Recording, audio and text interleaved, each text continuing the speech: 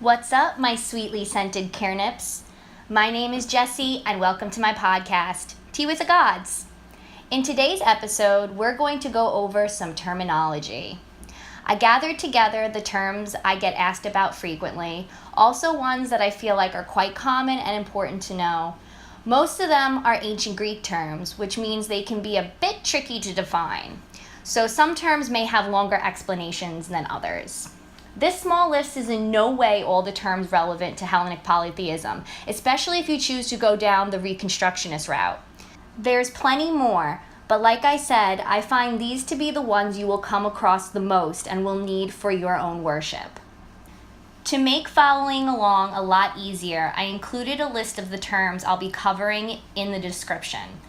I know sometimes it's easier to register words, especially those from another language, when you can visually see them.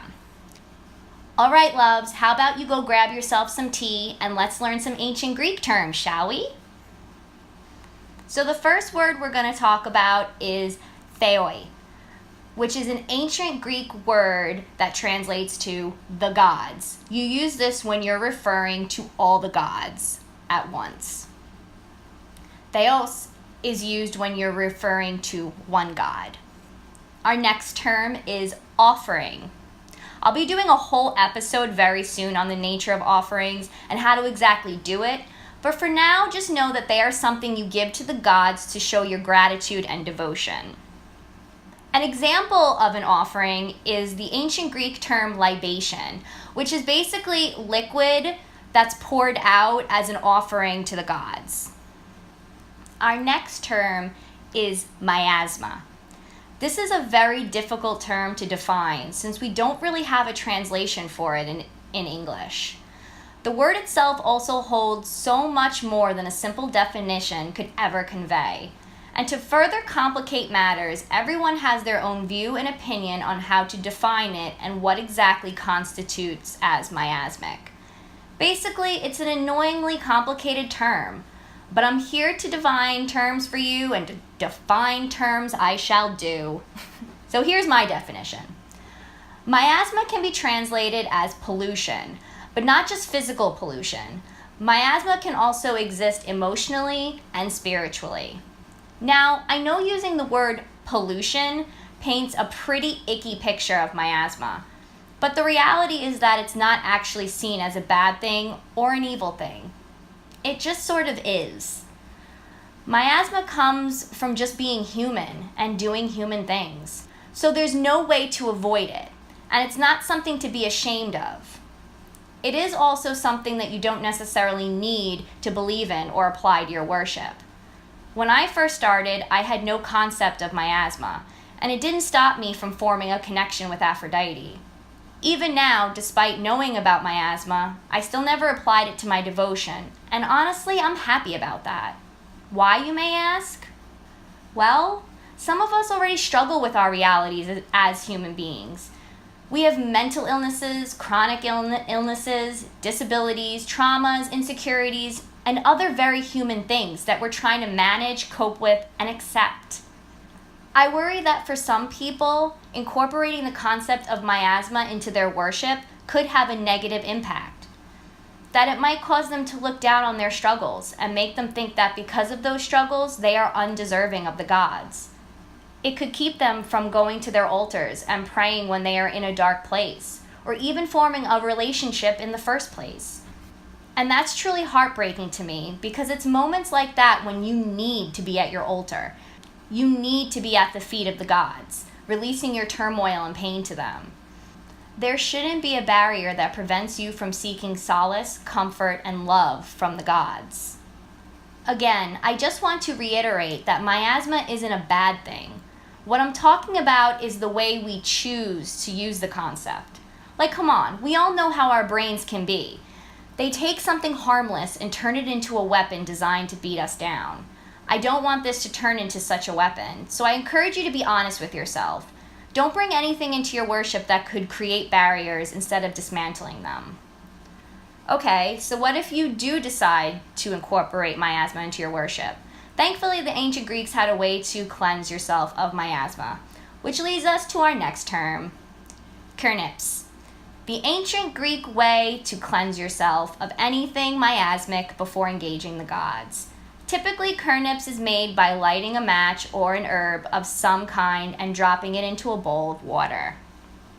So the next terms we're going to talk about are patron and matron. I get asked about these two constantly. These terms confuse the hell out of basically everyone, mainly because there's multiple definitions. I'm going to give you the two most common ones.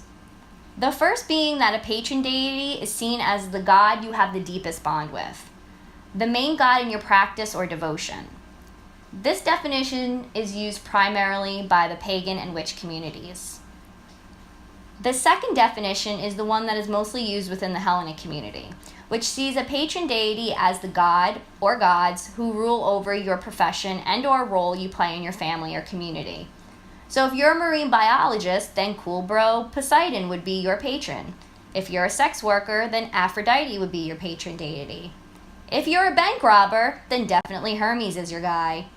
And what's nice about this definition is that you can have multiple patron deities to fit your profession in different roles. So let's say you're a sex worker, but you're also a mom. You can have both Aphrodite and Hera as your patron deities.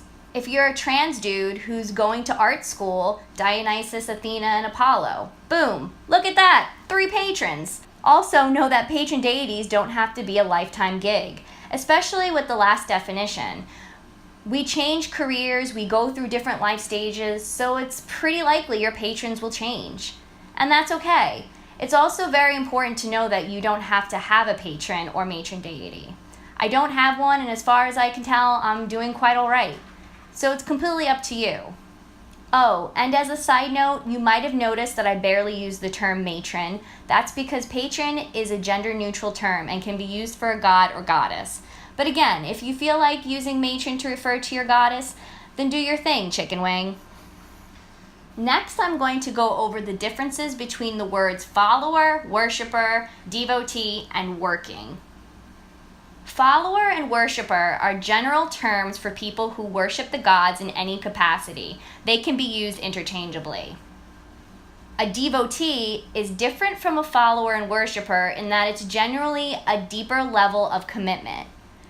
Think of going from dating to a more serious relationship, or from friends to best friends. When you devote yourself to a god, you're making a promise to them. A promise to make them a priority in your life. So it is something that I wouldn't recommend jumping into right away. But don't worry, there will be a whole episode on becoming a devotee where I'll explain more. So working is a term that has a few different meanings depending on who's using it. Firstly, it's used by worshipers and devotees to refer to any problems or issues being worked through, any healing being done, or if their god is helping manifest something in their life. So you could say you're working on your self-confidence with Aphrodite, or you're working through trauma with Persephone. The second definition describes the relationship between a non-worshipper and a god. This basically refers to witches who will work with a god to achieve a certain goal and then part ways once that goal is met. It's a working relationship that's meant to be temporary. And the third is the simplest of them all, which is that it can be used interchangeably with following or worship.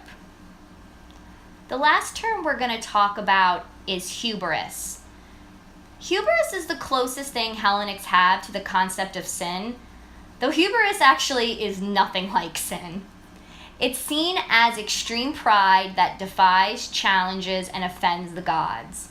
A lot of Greek mythology deals with the concept of hubris, which is why the gods tend to be so cruel in the myths.